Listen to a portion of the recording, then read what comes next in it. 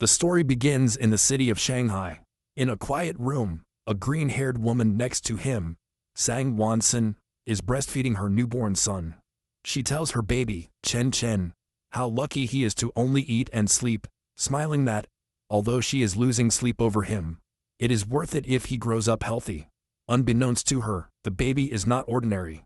He has been reincarnated and has the consciousness of his previous life. While feeding, he notices that his brain is not fully developed, but he is conscious. A blue game status screen appears, identifying him as Lin Sicken, 33 years old, with an ordinary level 1 biological level. He realizes that he has a special trick skill. At 3 months old, Lin Sicken is in his crib, while his parents, Sang Wan Sen and Lin Janseng, watch him. His father comments on how physically gifted the baby seems, predicting that he will become a powerful gene-fusing, or at least a civic. While they are talking, Lin Sicken is kicking. A notification from the system announces that he has kicked 10,000 times, granting him the biological attribute use and advancement. This ability allows any part of your body that you train to be infinitely strengthened within carbon-based limits. He feels his strength growing and wonders what his father meant by gene fusions and cyborgs imagining superheroes.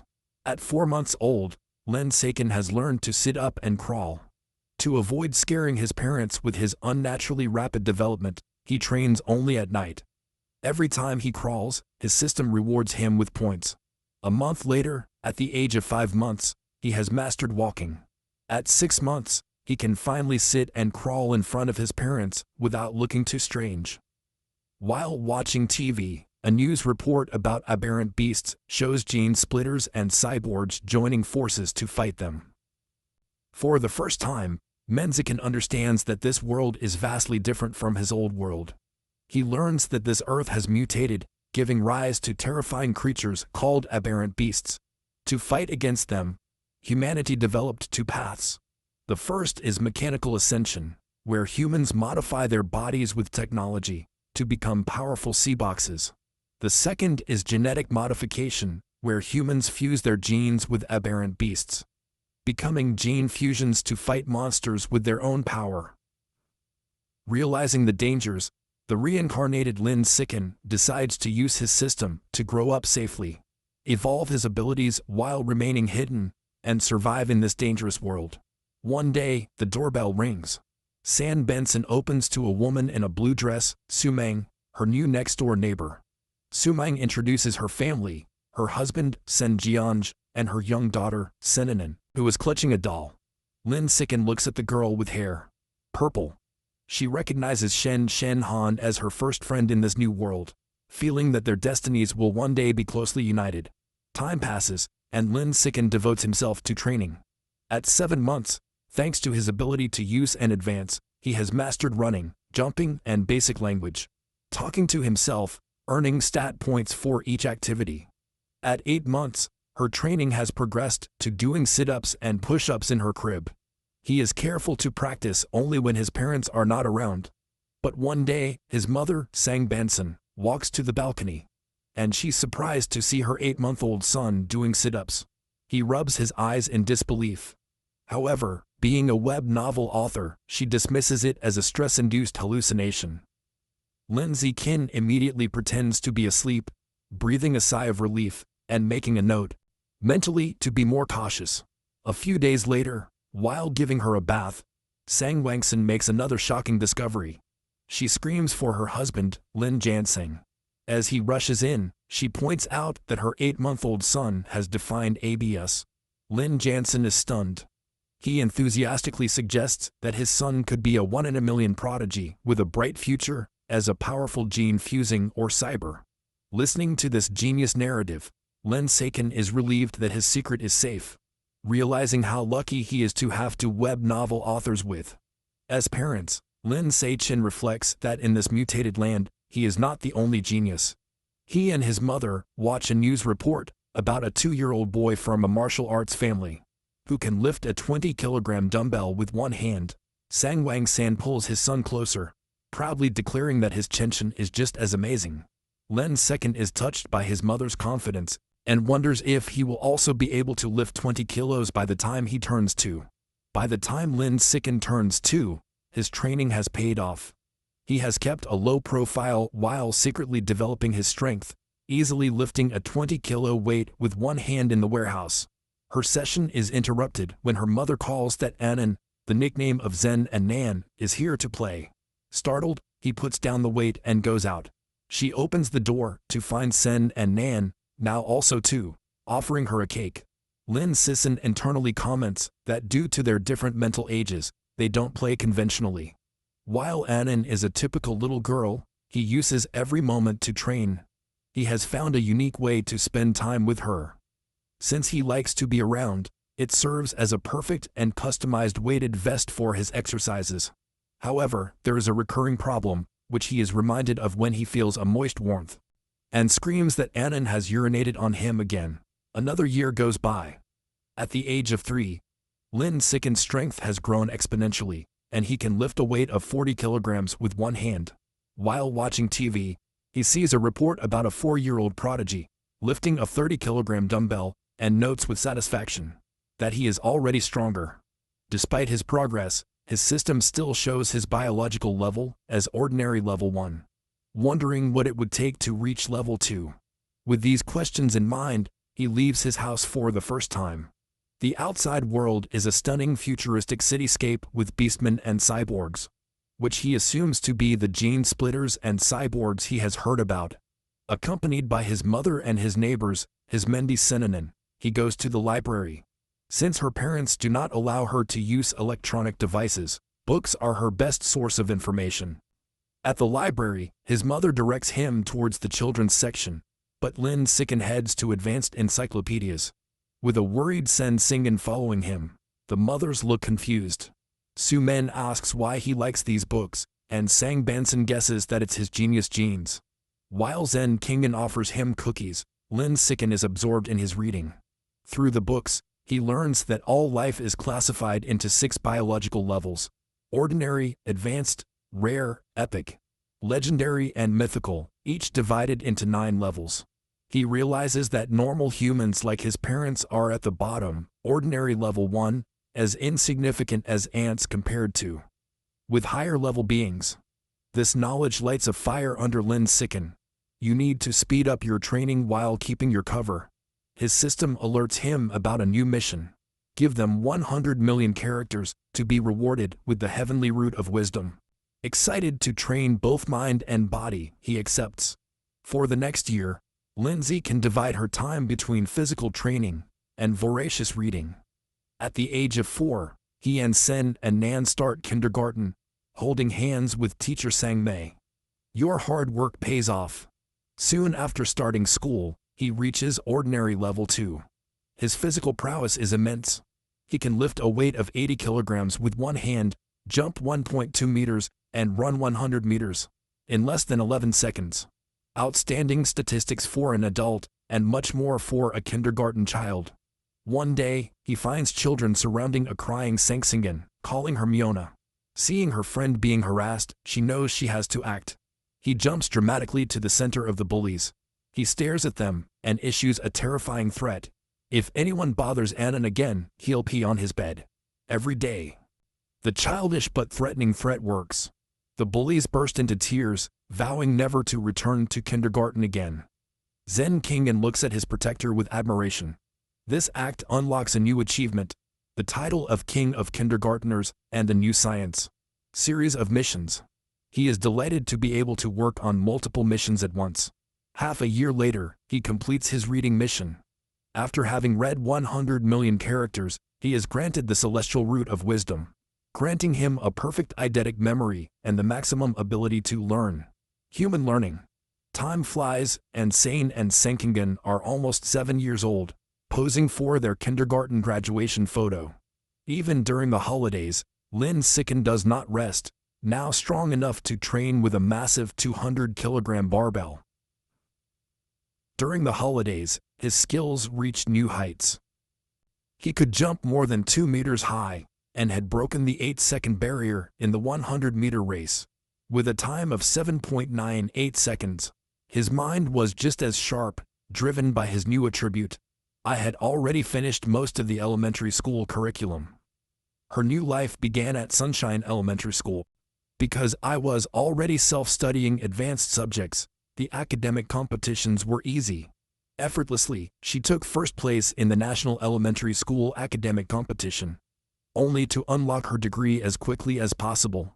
Whenever he had free time, he gave Sin Ching in private lessons. Although he was not an exceptional talent, he was diligent. With their help, his grades improved dramatically. And after one semester, he placed second in the class, with Lin Sizhen in first place. To accelerate his mission, he also participated in school sports meetings, breaking all records.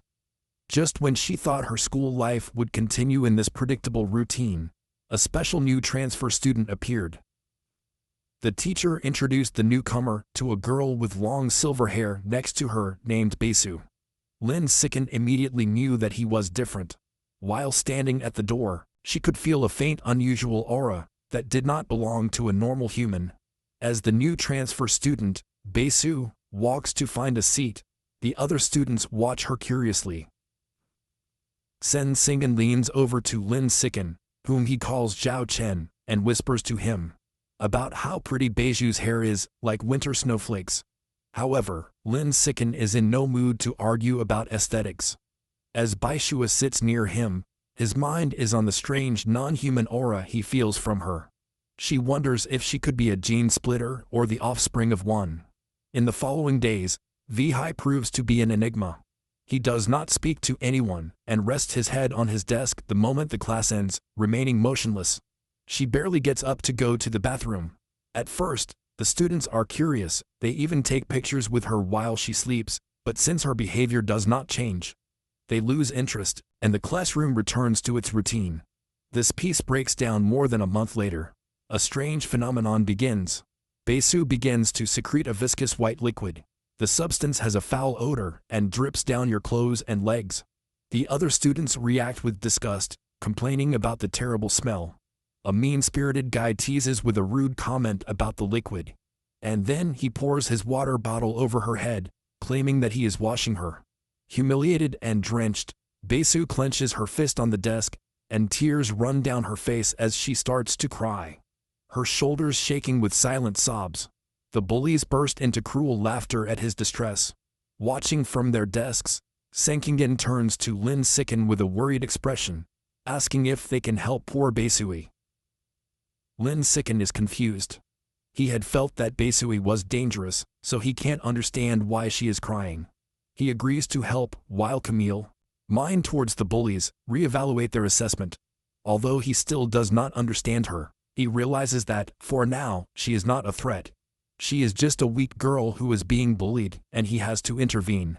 Lin Sizhen approaches the main bully, and grabs him by the neck, shouting his name. Guan Chun, with a threatening smile, orders the boy to clean the water from Baesu's desk. Guan Chun is terrified and stutters that he will clean it up immediately. The other bullies know they're in trouble. Lin Sizhen is famous at school for being skilled in both academics and fighting. Not even the 6th graders dared to mess with him. Knowing that it is better to comply, they quickly grab tissues and clean up the mess.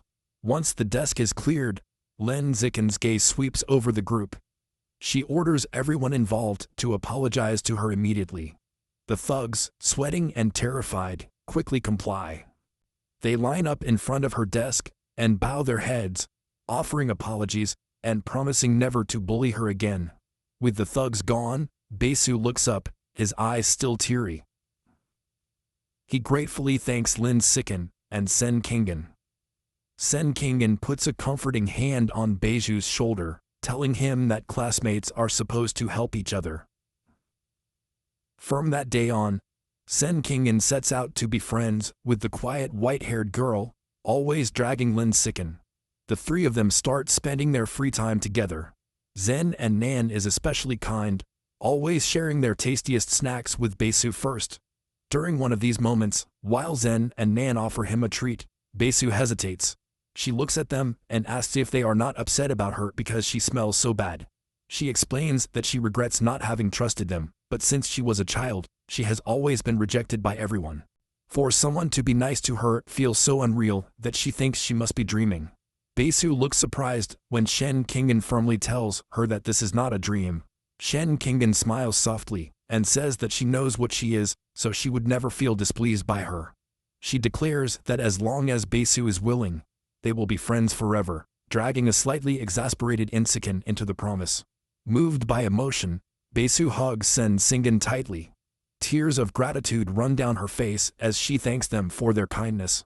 After pulling himself together, he tells them that he wants to give them a gift in return. She holds out a necklace with a pair of beast fangs, explaining that it was a birthday gift from her mother. He gives them to her, hoping that it might be a symbol of their friendship. Zen and Nan enthusiastically agree, and the three children stand together in the schoolyard as the sun goes down, cheerfully declaring that they will be friends forever. However, just as their new friendship was solidifying, the unexpected happened. One day, Sang Sinin is shocked to learn that Baesue has transferred out of school.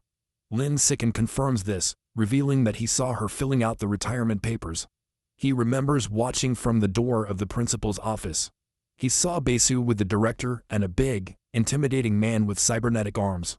The director assured the man that Baesu's documents were complete and that his information would be kept confidential. The encounter confirmed Lin Sikin's suspicions that Baesu's identity was not simple. From that day on, he never saw Bai Hu again, leaving him wondering about her. But he points out that the events that followed were what really captured his attention. Sometime later, Lin Sikin is at home giving his mother, Sang Banson, a shoulder massage. She sighs with relief, telling him that the massage is perfect after a long day of writing.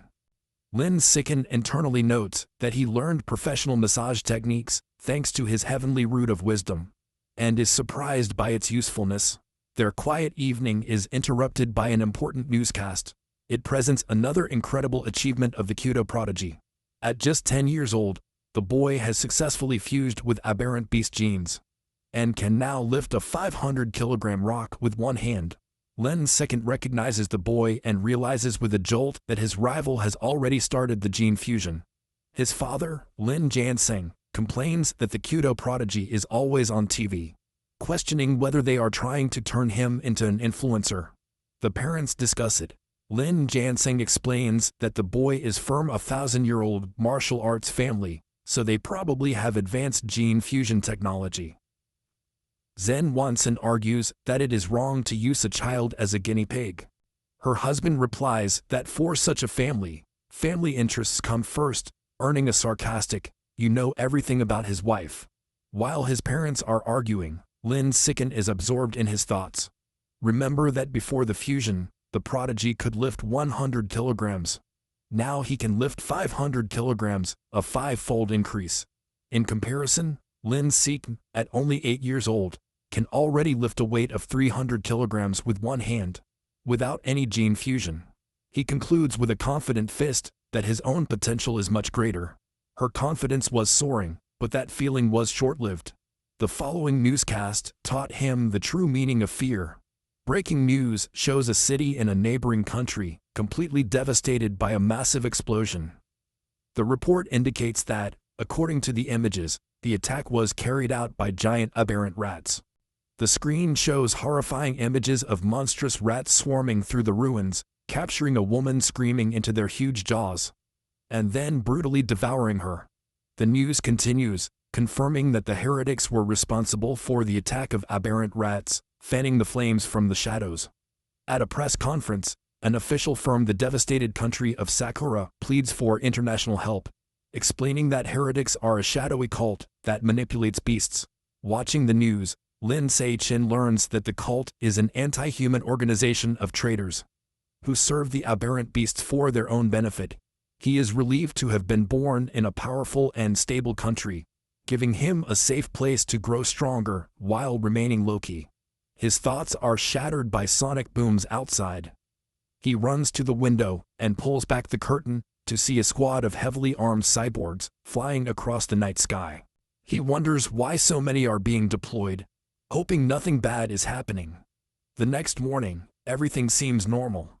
Lin Sikin waits for Sen Kingen, who runs upstairs, apologizing for being late. As he gets closer, he notices something strange. The beast fang necklace that Baesue gave them now worn by Sen Kingen, emits a bright blue glow. He realizes that the fang is firm and aberrant beast, and the source of a faint non-human aura he had felt from her. The brightness fades as quickly as it appeared, and the two do not attach much importance to it. However, between the cyborgs and the fang's reaction, Lin Sicken senses that something bad is about to happen. On their way to school, a striking woman with long red hair in a black dress leans against a lamppost watching them. She comments on how adorable the kids are and stands in front of them, asking if they are brother and sister. Xenanin proudly corrects her, explaining that they are the best childhood friends. The woman smiles wistfully, commenting on how she wishes she had a childhood friend too. Then his expression turns sinister. She leans over, her eyes shining, and asks why they go to school alone and where their parents are. When Zen and Nan starts to respond, Lin Sai quickly takes her by the hand, interrupting her. He pulls her, stating that they are going to be late, leaving the mysterious woman behind. Once at a safe distance, he gently chides Zen and Nan, reminding her not to talk to strangers. She nods. After school, Lin Sicken leads them through a deserted alley. Zen and Nan nervously comment on how creepy it is. Lin Sicken explains that the area is slated for demolition, and everyone has already moved in. His walk is interrupted by a familiar voice. The red-haired woman from the morning appears, commenting on how they are finally out of school. She is not alone. A big, muscular man named Zhang is with her. The woman tells Zhang that she has the children around. Lin Sicken is alarmed. He had deliberately chosen a different route, but she had followed them somehow. The woman tries to bring them closer with a sweet voice, offering them treats. His accomplice, Zhang, becomes impatient. He tells her to stop talking, and she just doesn't. To the kids so they can get this over with. Without saying another word, Sen runs towards them with a cloth, shouting that he is in a hurry to sell them for cash. As he approaches, Lin Sicken pulls Sen Chingen aside and prepares to confront him. He clenches his fist and throws a powerful blow with all his might. Forces. The punch connects directly with Zhang's face, stopping the larger man in his tracks. The immense force sends Zhang flying backwards down the alley with a cry of pain. The red-haired woman watches in complete disbelief, amazed that an elementary school student can blow up a grown man. On the floor, Zen coughs up blood, stunned. With Zen on the ground, Lin Sicken turns to the red-haired woman. Before she can react, he delivers a solid punch to her abdomen, followed by a powerful percut that knocks her unconscious. Standing over the defeated kidnappers, his expression hardens. He picks up a nearby brick with gloomy intentions. He reasons that, without cameras in the deserted alley, he must finish them off. If they live, their superhuman powers will be exposed, ruining their plan to stay hidden and become stronger. Just as he is about to deliver the final blow, the ground shakes violently. A powerful earthquake shakes the alley, catching the unprepared. A moment later, a huge clawed hand pierces through the wall of a nearby building. A monstrous giant aberrant rat emerges from the dust and debris, towering over him. The beast ignores the children and hovers over the unconscious woman, but instead of devouring her, it decapitates her with a quick swipe of its claws. The rat then picks up his severed head as Zen and Nan scream in terror. Recognizing the danger, Lin Sicken takes the horrified Zen and Nan in his arms. He tells her that she is a giant aberrant rat and that they have to get to safety. He turns and runs off, carrying her as they run away. As they escape, a flash of red and gold crosses the sky. A female flavor with blonde hair and bunny ears attached to her helmet is thrown into the alley. He moves with incredible speed, a blur of movement, as he whizzes past the rat. Chen Singen, looking over Lenzaken's shoulder, exclaims how incredibly fast the cyborg is. The cyborg lands gracefully behind the monster. Facing the rat, the female cyborg prepares his attack. His gauntlet glows as he loads his gun and announces anesthetic smoke. He fires projectiles at the monster, causing massive explosions that shake the alley. Lin Sicken protects Zen and Nan from the explosion. The aberrant rat gets caught in the fiery explosions, roaring in pain, and is stunned by the anesthetic smoke. Seeing her opportunity, the cyborg lunges forward and finishes off the weakened beast in a flurry of blows. Later, Lin Sai is able to watch a news report about the incident at home. He analyzes the fight concluding that the cyborg's power level is probably not very high. He reasons that he had to weaken the rat first, and it still took him 7 minutes to kill it. Reflect on the danger of giant aberrant rats, knowing that they are tough creatures that can grow more than 10 meters long and reach the 5th ordinary level. Lucky that they escaped unharmed, the incident reminds him of the dangers of the world. He resolves to increase his training to protect himself and those he cares about. He is later seen in his training space doing weight squats with a heavy barbell. His system rewards him with points. Although the threat of aberrant rats looms, life goes on. Soon, he and Zenon celebrate his 9th birthday with both families around a big cake. After making wishes, they exchange gifts. Thanks to his heavenly root of wisdom, Lin Sicken had taught himself to carve in one night and crafted an intricate wooden hairpin for Zen Kingen. She is delighted, puts it in her hair, and exclaims how much she likes it.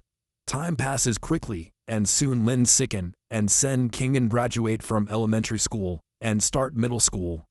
When they leave, his system notifies him that he has completed the achievement of mastering 9 years of compulsory education, unlocking the titles of King of Kindergarten Children and Top Dog of Elementary School. He gets excited as he unlocks the Middle School Overlord title below, which will grant him the survival of the fittest attribute. During rest, he sticks to a high-intensity training regimen.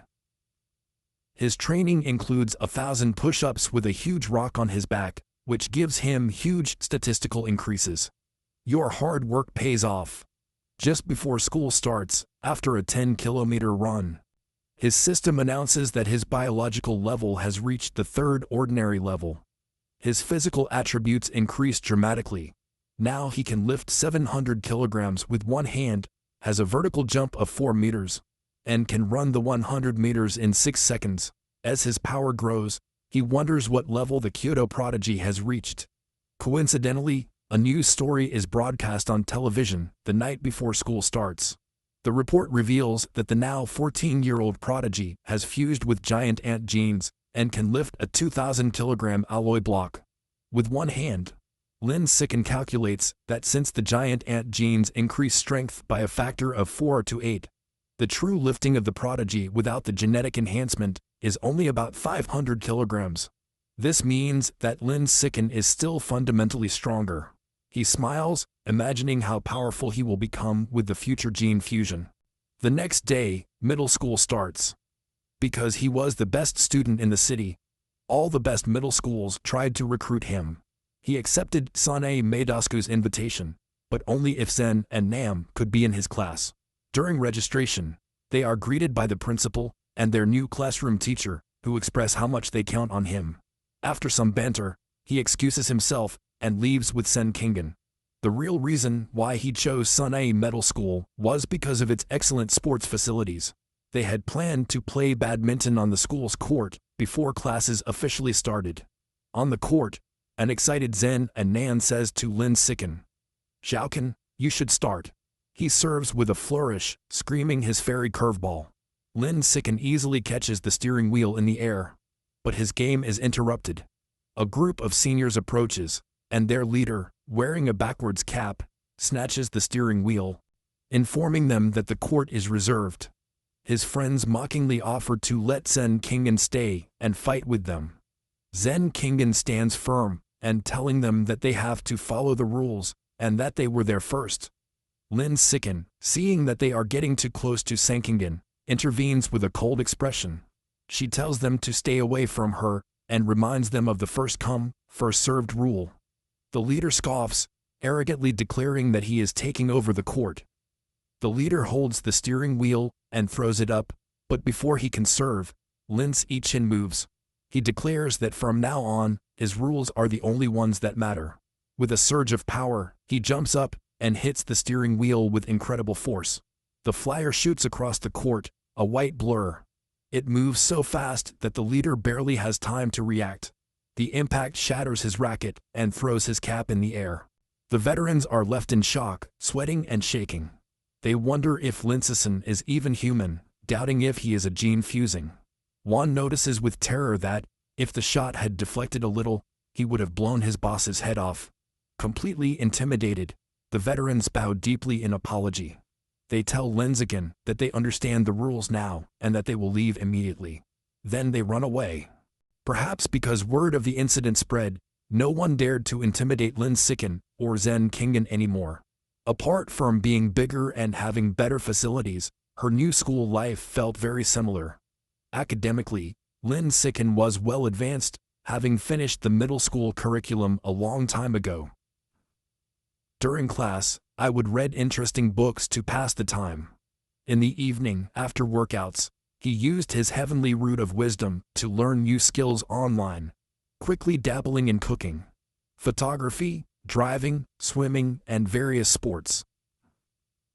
To unlock the middle school's overlord title, he not only ranked first in each subject, he also represented the school in national competitions. He stood in the middle of a mountain of trophies. To keep a low profile, he was careful not to win first place in every competition. A semester passed, and the title had not yet been unlocked. However, his performances won him many fans, who left piles of love letters on his desk. He ignored them. Apart from tutoring Senkingen, he focused on the upcoming school sports festival. He believed that if he mastered it completely, he would finally unlock the title. For the festival, he entered only 3 events: shot put, high jump and sprint, representing strength, jump, and speed. He achieved an astonishing throw of 201 meters in the shot put. Although he held back so as not to look too superhuman, he still easily got the first place in all his events. Just as he was sitting with Shen Shenhen admiring his gold medal, he felt a new surge of being able to go through his body. A system notification appeared announcing that because his achievements far surpassed all other students, he had unlocked the middle school overlord title. With the 3 school-age degrees unlocked, the achievement of mastering the 9 years of compulsory education was completed, and he obtained the new biological attribute, the survival of the fittest. As the power flowed through him, he realized with satisfaction that the title had finally been unlocked. As Lin Zikin and Sen Singen leave school, he considers his new attribute of survival of the fittest. The ability allows a predator to devour the life essence of other creatures in order to evolve. He wonders what the vital essence is, lost in his thoughts, until Sen Singen asks him to wait. Coming back to reality, he comes up with an idea. He asks Sen and Nan if he can borrow his beast fang necklace. She agrees and hands it to him. The moment his fingers touch the fang, a system notification appears. He informs her that he has devoured a trace of the life essence of the giant Absol butterfly. Unlocking a new guide with 1% progress, a spectral image of a huge dark butterfly with eyes on its wings appears around it. He is surprised to realize that the tusk is a butterfly tooth. That night, hoping to learn more, he searches online for Absol giant butterfly. To his surprise, the search yields no results. Realizing that he will have to study this exotic beast on his own, he remembers that Besu had given them a pair of fangs. She searches her purse and finds the second tooth. Holding the second fang, he once again absorbs its power. Another notification from the system confirms that he has devoured a second vital essence trace, but the progress of the guide only increases to 2. He looks at the fang with disappointment, realizing that there is not much vital essence left in it. He concludes that he must find another way to unlock the full power of the Absol giant butterfly. The next day, after school, in order to boost his training and ensure a quick escape route from any aberrant beasts, Lin Zikin starts taking Sensingen by bike to and from school every day. As they leave the school grounds, a man calls out to him. Zikin, the man in a tracksuit, stops them and introduces himself as Coach Wo of the school's martial arts team. He praises Lin Zikin's performance at the sports meeting as the best in the school's history. With great enthusiasm, Coach Golo formally invites him to join the team, insisting that his athletic talent exceeds his academic skills. He urges Lin Zikin to say yes, but also offers him time to learn about the team before deciding. Coach Wo talks so fast and passionately that Lin Zikin doesn't get a chance to say no. Saying goodbye as they walk away, the trainer tells them that the martial arts team is in room C of the gym, and will be waiting for him if he has time to visit the next day. When the sun goes down, Lin Sicken is back in his room, ready to try his new skill. He claps his hands, crushing a cockroach and a mosquito he found. He opens his hands to examine the dead insects, but he doesn't feel any surge of power. He realizes that killing such small ordinary creatures did not activate the ability. He deduces that only powerful or exotic beasts have enough vital essence to be devoured for their evolution. To verify his new theory, Lin Sicken decides to visit a supermarket that sells beast meat. With Zen and Nan in the back, he takes them by bike to the city. Soon they arrive at a large multi-story supermarket. Inside, they walk through the halls, and Lin Sicken notices that while there is a lot of beast meat, it is all prepackaged. He knows he can't prove his theory without touching the flesh. Just when he gets frustrated, he hears a butcher announce freshly cut beast meat. He sees a counter with a sign that says fresh, not prepackaged, safe to eat beast meat, where a butcher is cutting up big chunks of meat. Telling a confused Senzingen to wait, he says he's going to take a look at the meat. He doesn't explain further, eager to confirm his suspicions, and runs to the counter. He reaches out and places his hand on a slice of freshly cut beast meat. The moment he makes contact, a powerful surge of purple energy flows towards him. Just as I thought, beast flesh contains a strong surge of vital essence. He clenches his fist enthusiastically, with a wide smile on his face. Xenanin watches, puzzled, wondering why he is so excited just to touch the meat. She approaches him with a look of worried confusion, asking him how the meat feels. Trying to stay calm, Lin Sicken casually tells a bewildered Xenanin that the meat just feels fresher than normal, and asks if she wants to touch it too. She frantically waves her hands and refuses, saying that he has touched her enough for both of them. Having confirmed his theory, Lin Sicken decides to buy some of the beast meat to try at home, surprising Senzingen. He is not surprised by her reaction, knowing that beast meat is incredibly expensive. Even the cheapest option, the ghost squid, costs almost 1.5%. Deciding to go with the squid, he takes a package. Zen and Nin panic about the price, telling her that it's too expensive, and that she should ask her mother first. Lin Sicken simply smiles and pats her on the head to reassure her. He tells her not to worry, making up a lie that his mother had already told him to buy a lot for both families. A flashback shows his mother, Sang Wonson, happily agreeing to cook a feast. Internally, Lin Sicken admits that while sharing is part of her plan, her other most important reason, it is important to test whether you can absorb the vital essence through consumption. As you are worried that direct absorption may harm the meat, at the checkout, buy 3 packs of ghost shadow squid for a whopping 29.94 yen. The cashier thanks him. When they leave, Lin Sicken thinks about how expensive the meat was, wondering when they will be able to afford it again. When they finish shopping, it's after 9 o'clock at night. Knowing that the city has been chaotic lately, they decide to go straight home for safety. On the way home, Lin Sicken can't stop thinking. In his experiment, unable to wait, he discreetly places his hand on the package of meat in the basket. He immediately feels a familiar surge of purple energy. His system confirms that he has devoured a trace of the ghost shadow squid's life essence. A new guide for the creature is unlocked, but its progress is only 0.1%. A spectral image of the menacing multi-eyed squid appears in his mind. While riding a bicycle through the quiet streets, he makes some mental calculations. He realizes that devouring a small amount of meat only unlocked a fraction of his power. He calculates that he would need to devour 100 gens to reach 100% in the guide, which would cost a staggering 100,000 yen. Consider the squid's special ability to dissolve in water and disappear, and decide that the powerful ability is worth the price. His course is clear. He needs to earn a large sum of money since he can't ask so much from his family. Then he remembers his second reason for buying the meat, to test whether absorbing its vital essence would cause it to spoil. Take a look at the package. It's been a while, but the meat looks perfectly fresh. He smiles, delighted that absorbing the essence did not ruin the meat. As he continues to absorb its power, his progress bar for the squid goes up to 3%. His concentration is shattered when Senzingen shouts a warning. He slams on the brakes sharply, stopping just inches from a couple on the bike path, and apologizes.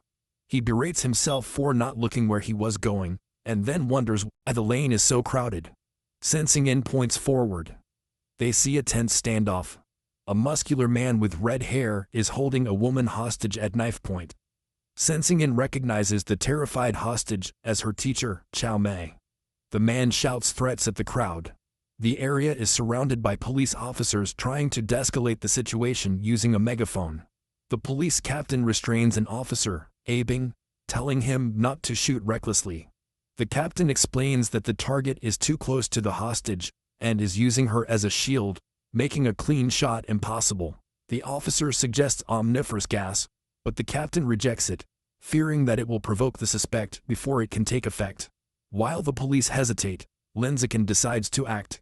He discreetly picks up a small stone from the pavement and throws it with incredible speed and accuracy. The rock hits Officer Abing's gun, causing it to go off. The stray bullet hits the kidnapper's hand, forcing him to scream and drop his knife, freeing Teacher Kalmai. Seizing the opportunity, the police captain shouts to his team to take action. The officers rush forward and quickly arrest the unarmed suspect, while an officer comforts the terrified but unharmed Teacher Kalmai. As the situation gets under control, Lenziken quietly returns to his bicycle. Sensina looks at him with very questioning eyes and asks him if he threw the stone. He quickly shuts her up, saying that they should leave and talk later, and they pedal away. Just as they are about to escape, a voice orders them to stop. The police captain screams, asking if Lenziken was the one who threw the stone. Panicking upon being caught, Lenziken quickly denies everything with a nervous smile. The captain watches them pedaling away, finding it strange that someone doesn't want to admit a good deed. Think out loud that there is a reward for bravery. Ante. The word reward instantly captures the attention of the Insikin. Needing money, he brakes sharply, skids to a stop, and runs back towards the captain. He sheepishly retracts his denial, admitting that he threw the stone, and explaining that money is really important to him. The captain tells him to go to the station to make a report, promising to help him apply for the reward. After informing their families, Lenziken and Sang Sinin prepare to head to the police station. He assumes that everything will turn out fine, but when the police take the suspect away in handcuffs, something goes terribly wrong. The suspect's face begins to twist grotesquely. The police realize with horror that he is a heretic and is transforming into a giant aberrant rat right before their eyes. The monster breaks his handcuffs and starts rampaging, hitting the officers with his huge claws. The police captain gets on his radio, ordering all forces to open fire, but to protect civilians. The officers unload their weapons, but the bullets have no effect. A frantic report arrives, identifying the heretic as fused with Rat King genes and calling for immediate reinforcements. Realizing the danger, Lenziken apologizes, grabs them both, and pushes them away, urging them to run. He's relieved that the monster isn't chasing them, but he knows they need to get away fast. As they flee, a new figure falls from the sky in a purple aura. She is a female cyborg with an elegant futuristic armor. He lands a powerful blow on the giant rat, making it stagger backward. Floating in the air, the cyborg, a woman with short dark purple hair, begins to load a laser cannon on her chest. With an order to fire, he unleashes a massive and devastating bolt of purple energy that engulfs the mutant rat. The creature roars in agony as it is completely disintegrated, leaving nothing but singed remains. Lenziken watches, amazed by the incredible power of the cyber. With the threat gone, Teacher Cao Mei and Sen Singen breathe a sigh of relief. Lenziken, however, is more worried about his bike, noting with relief that the explosion did not hit it, which would have been a huge financial loss. Just as the tension subsides, he has a sudden revelation. He looks in the bike basket and sees that the expensive ghost shadow squid meat has spoiled, giving off a foul smell. Now he understands that his initial theory was correct. Absorbing the vital essence causes the meat to spoil, but there is a delay. Raising a flaccid tentacle, he realizes that he needs an excuse and decides to blame the fight and the now deceased heretic. Putting on a dramatic show, He throws away the spoiled tentacle, loudly blaming the heretic, and the attack of the cyber for random meat. Teacher Kaomei comforts him, saying that the important thing is that everyone is safe. Although they plan to go home, at the captain's request, they end up going with the security team to the station. They did not expect to be transported in the same van as the remains of the heretics. After the laser blast, all that was left was a pile of charred meat on a stretcher, and the smell was intense. While sitting in the smelly van, another thought hits Linziken. Remember that Bike's beast fangs still contained life essence long after the creature died. A new possibility occurs to him. Could there be life essence in this corpse as well? And if so, could he devour the king and rat gene from the corpse for himself? Sitting in the police van, Mensashin wonders how much of the rat king's gene he can devour from the heretic's charred corpse. Deciding to find out, he discreetly extends his hand towards the remains. The moment he makes contact, he feels a powerful surge of red energy. His system confirms that he has devoured a trace of the giant mutant rat's life essence, unlocking his guide. With an impressive 5% progress, he is surprised by how much he absorbed and realizes that the freshness of the source is directly proportional to the amount of life essence he can get. The escort officer, Abing, notices his movement and tells him to stay still. Lin Sicken quickly states that he just needed to stretch out. Later, at the public security office, he knows that while Abing was easy to fool, the security captain is more cunning. The captain informs Linziken that he has requested his reward for bravery, but then interrogates him more seriously. He asks how a high school student at such a distance and in low light managed to so accurately hit the hand with the heretic's knife with a stone. Lin Sicken gives a vague answer, stating that it's because he often trains his right hand. The strange response leaves the captain speechless. Their conversation is interrupted when Zen and Nan shout that their aunt is here. Lin Sicken is shocked to see his parents running into the station. His mother runs towards him in panic, calling his name with a terrified expression. She hugs him tightly, asking if he's okay, and telling him that he scared her to death. He tries to calm her down, assuring her that he is fine, and even got a reward for bravery. Hugging him close, his mother makes him promise that the next time there is danger, he will hide in a safe place first. She tells him with tears in her eyes that all she wants is to see him grow up safe and sound. Lin Sicken is visibly moved by his mother's sincere concern. When they leave, Lin Sicken assures his mother that he will always protect himself first. The police captain watches them leave, still pondering the boy's strange abilities. On the way out, Lin Sicken walks past two police officers discussing the case. One comments that perverts are becoming more brazen, and her colleague reveals that the heretic was a Guangyuan University liberal arts student brainwashed by the cult of the rat god. The first officer curses the cult, but the second officer points out that they need to eliminate the root cause, the self-proclaimed Rat King.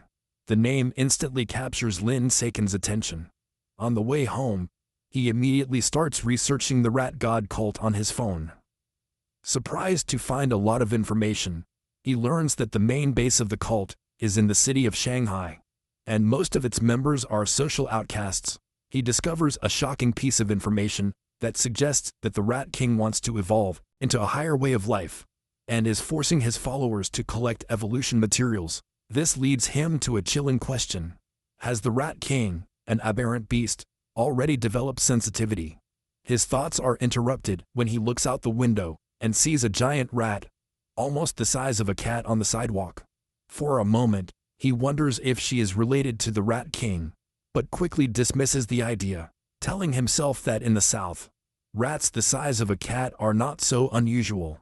Shaking off the thought, she realizes how quiet Xenanin has been. He looks up and sees her squirming uncomfortably, her knees tight. He understands immediately. She remembers that since she was a child, every time she gets nervous or gets startled, she can't control her bladder. While it's embarrassing for her, Lin Sicken has always felt that this peculiar reaction might be related to some hidden potential within her. When they get home, Lin Si Chen's mother, Sangwon Sin, is surprised that the nearly 3,000 yen of beast meat has disappeared. Lin Si Chen quickly thinks of an effort.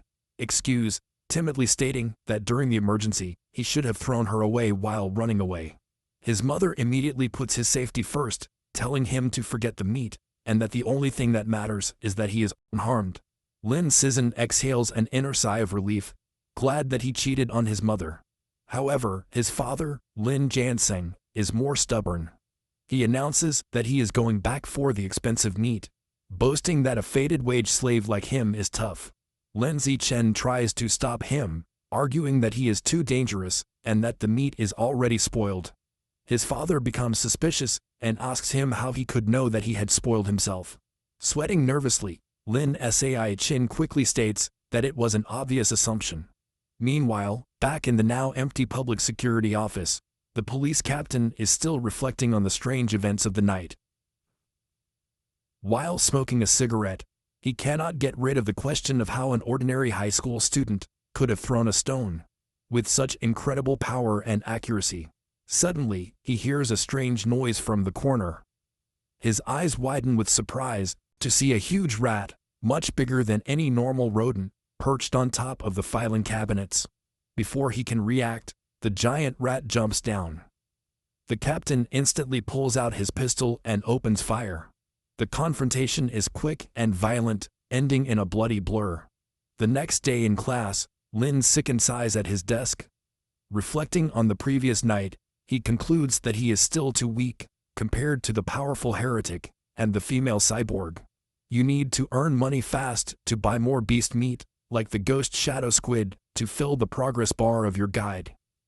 He considers becoming an influencer or selling study materials, but dismisses the idea as too flashy. And contrary to his goal of keeping a low profile, suddenly an idea hits him. Remember that in this world, martial arts and gene fusion are more important than academics. Decide that it's time to act. Later, he heads to the gym where the martial arts team practices in Building C. He finds Coach Gobe watching from a thermos and greets him. A surprised Coach Go asks him if he is there to join or just to learn more about the team. Instead of answering, Lin Sicken bends over and discreetly asks if joining the team offers the opportunity to compete in city tournaments and if the prize money is high. The coach smiles, confirming that he would have a chance and that the prizes are worth tens of thousands. With his main concern addressed, Lin Sicken shakes the trainer's hand and announces that he is joining the martial arts team today. Coach Wo gives you a happy welcome. The coach gathers the team to announce his new member. He introduces Lin Sicken, reminding him of his champion performance at the sports meeting. The other team members, Sang Kai, Huang Tiansen, Orizon, Lisitong, and Anjuo, introduce themselves. Finally, Lin Sicken introduces himself. Since Lin Sicken has no formal training in martial arts, Coach Wo demonstrates basic fist and leg techniques. The coach explains that the movements seem simple, but they are difficult to master, and points out that the fastest learner on the team, Li Sutong, took a week to perfect them. Then he encourages Lin Sicken to try. Lin Sicken assumes a ready posture, thanks to his heavenly root of attribute of wisdom, which grants him a heaven-sent martial vision. He has already memorized and understood every detail of the demonstration just by looking. While practicing the fist techniques, a notification from the system awards you points in vitality, strength, dexterity, and competence. He executes the movements of hands and fists with impeccable precision and speed. Make a perfect transition to leg techniques by performing fluid and powerful kicks. Another notification from the system awards him points for his leg muscles, dexterity, and competence. The coach and the team watch in stunned silence. The trainer's jaw drops, and he almost drops his thermos, unable to believe it. He wonders how someone could learn the complex shapes perfectly after a single glance. Watching the flawless performance, a single thought forms in his mind. He must be a one-in-a-million martial arts prodigy. That night in Shanghai, Lin Sicken's mother, San Wanson, calls him for dinner. Sao running anxiously, with a spoon in his hand, asking what he has prepared. She proudly presents a great source of the ghost shadow squid she wanted. The scent is amazing, and she tells her mom how amazing it smells. She urges him to eat while it's hot. He tastes a bite and praises his cuisine as the best in the world. Pleased, she tells him to eat a lot, since she bought 3 full jeans for him. While eating, a system notification appears.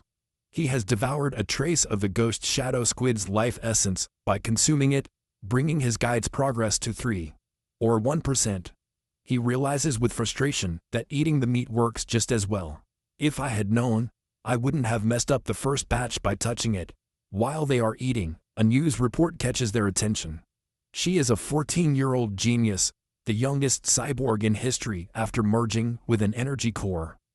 His energy system grants him superhuman abilities, lifting a kilogram acid with one hand, running 100 meters in 3 seconds, and jumping 8 meters vertically. Watching this, Len second reflects on the debate in his world between the genetic fusion of the Kyoto prodigy and this girl's cybernetics, which path is stronger. His thoughts are interrupted by another breaking news story. He announces that the security captain they met, Chun-san, was murdered in his office. Surveillance footage showed that he was attacked and eaten by a giant mutant rat that infiltrated the station. Doctors are shown carrying his body in an ambulance. Lin Sicken is horrified. He remembers the big rat he saw the night before and wonders if it was connected. He imagines a giant rat rampaging through the city. The captain's death is a stark reminder of the growing danger. Staring intently, Lin Sicken decides that he must step up his training immediately. After the police captain's death, Lin Sicken devotes himself to a grueling training regimen. After intense practice, he can now run 100 meters in a blazing 4.61 seconds. His physical power has skyrocketed. His vertical jump is 5.3 meters, and he can lift a staggering 1,200 kilograms with one hand. In addition to his personal training, he continues his martial arts practice with the school team, hoping to increase his strength quickly for the upcoming tournament. The next morning at school, he heads to the gym to practice, with a curious Sen Chingan following him. On his way, a girl with pink hair warmly greets Lin Sicken and offers him a bottle of fresh milk. He politely refuses, thanks her, and walks past with Sen Chingan, leaving the girl disappointed. Watching from a distance is his teammate, Sankai. He clenches his fist in anger, resentful that the person who beat him at the sports meeting is rejecting a gift from the girl he admires. Unable to contain his frustration, Sankai rushes in and blocks his way. She confronts Lin Sicken, berating him for his bad manners and for hurting the girl's feelings. When Lin Sicken calmly explains that he is allergic to milk, Sankai refuses to believe him and calls him a liar. Enraged, Sankai points at Lin Sicken and challenges him to a match. He sets the terms. If he loses, he will never bother Lin Sicken again. But if Lin Sicken loses, he should drink the whole bottle of milk. Just when the challenge is launched, a new system notification appears. A new achievement quest has been activated. Defeat 1,000 different opponents in a formal competition for the survival of the fittest biological trait. A sly smile spreads across Lin Sissen's face.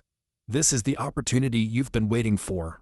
Surrounded by a threatening purple aura, he accepts the challenge, his eyes shining with anticipation as he accepts the combat. News of the bereavement spreads quickly through the school. 2 students excitedly decide to go and watch the fight between the popular junior, Lin Sicken, and a senior. When they are ready, the gym is packed with spectators, in a large circle around the combat area. The crowd is clearly on Lin Sicken's side. Many of his female fans cheer him on, telling him to teach his opponent a lesson, including the pink-haired girl from earlier getting her phone ready. Sankai scoffs, annoyed that everyone assumes he will lose. Internally, he admits that Lin Sicken's talent has grown incredibly over the last month. He sees this duel as his last chance to put the rising genius in his place and show his own strength. In contrast to his opponent's intensity, Lin Sicken seems unfazed. He casually says that he needs to go home for dinner and asks if they can make the fight quick. Taking this as an insult, Sankai smiles and agrees to grant his wish. Coach Go stands between them to referee. He raises his hand to start, reminding them of the rules. However, before the fight starts, Sankai shouts for them to wait. With a condescending smile, he offers Lin Sichi a disadvantage. He points out that he has trained for almost 2 years, while Lin Sicken is a rookie of only 1 month. To be fair, he declares that he will let Lin Sicken make the first 3 moves. Lin Sicken simply agrees. The moment he agrees, Lin Sicken enters. On the move, he closes the distance quickly, taking Sangkai by surprise. Before his opponent can lift his guard, Lin Sicken unleashes a devastating blow. The blow connects with brutal force, sending blood flying from Sangkai's nose. He is knocked out instantly, falling unconscious on the gym floor. The whole gym is stunned into silence. Coach Go's mouth drops open as he looks on in disbelief, screaming that the fight was over in one fell swoop. The rest of the martial arts team and the crowd are equally shocked, saying that the result is ridiculous. Unable to process that the duel ended in a single second, the silence is broken by a roar of celebration. Xenanan raises his fist in the air, cheering on Lin Sichen's victory. The other girls, including the one with pink hair, join in, shouting how amazing he was. Standing over his defeated opponent, Lin Sicken receives a notification from the system. He informs her that by defeating a rival and winning the affection of the opposite sex, she has obtained priority mating rights. More importantly, the progress of his new mission is now 1,000. He reflects that he has a long way to go to unlock the attribute of natural selection. To speed up his progress, he targets the remaining terrified members of the martial arts team. With a friendly but unsettling smile, he suggests that everyone should practice too. The team members look back at him, their faces pale with horror. Immediately, everyone starts making pathetic excuses. One has a full school, another's mother is waiting for dinner, while others pretend to feel sick. Before they can run away, Sanka struggles to get to his knees. He refuses to accept his defeat, furiously accusing Lenzigan of a sneak attack and vowing to crush him in a rematch. Coach Wo intervenes, telling Sankai to accept his defeat like a man. So, the coach wonders out loud if the hit was just a lucky break, and decides to test the theory on another team member named Zhao Lisi. Upon hearing his name, a spiky-haired boy freezes with terror. Although he assumes a fighting posture, he is clearly terrified, begging Lin Sicken for mercy, and not to punch him in the face. 10 minutes later, the results are clear. Several members of the martial arts team are unconscious on the gym floor. Lin Sicken is standing over them, noticing that he made sure not to be too hard on them, and just exchanged a few punches. However, when he checks his system again, he feels disappointed. Apart from the initial victory, none of the other bouts counted towards his achievement. The rival count is still 1 in 1,000. He realizes that friendly training is not enough. He has to defeat his rivals in an official competition. As he thinks about this, a hand pats him on the shoulder. Coach Wo smiles maniacally, declaring that Lin Sicken is a real genius. He exclaims that in just over a month, the newcomer has become the ace of the team, full of new confidence. The coach proclaims that with Lin Sicken at the helm, his school will crush all the others and get the first place in this year's regional martial arts tournament. While Coach Wo celebrates, Lin Sicken has a moment of clarity. He realizes that the coach is right. The upcoming tournament is the perfect opportunity to face many official opponents at once. He decides, understanding that as long as he defeats them in an official competition, every victory should count towards his progress. His thoughts are interrupted when a defeated Sankai calls him by name. Having regained consciousness, Sankai stands up, points to Lin Sicken, and formally accepts his defeat with a strange and overly graphic statement of submission. His strange words leave everyone, including Sen Chingan, Coach Wu and Lin Sicken, completely shocked and disturbed. With the duel over, the spectators and the coach quickly flee, leaving a bewildered Sankai alone, complaining that he hadn't finished his speech. In this world, high school students must choose between martial arts or academic studies. Given the dangers of the world, martial arts class is considered the top choice. Determined not to be left behind, Senkingen decides to join the martial arts class and begins to train rigorously with Lin Sicken. Her daily routine is intense. They start with a meter run, followed by an hour of hand-to-hand combat practice. After that, they do sit-ups and push-ups to get stronger. To conclude each session, Lin Sicken gives Sen Singen a massage to relieve his muscle tension. Of course, Lin Sicken does not neglect his own training. It is demanded to the maximum on a daily basis, driven by the goal of winning the tournament and unlocking the natural selection attribute as quickly as possible. A month later, all their hard work is about to be tested. The day of the regional martial arts tournament has arrived, and a determined Lin Sicken is ready to compete.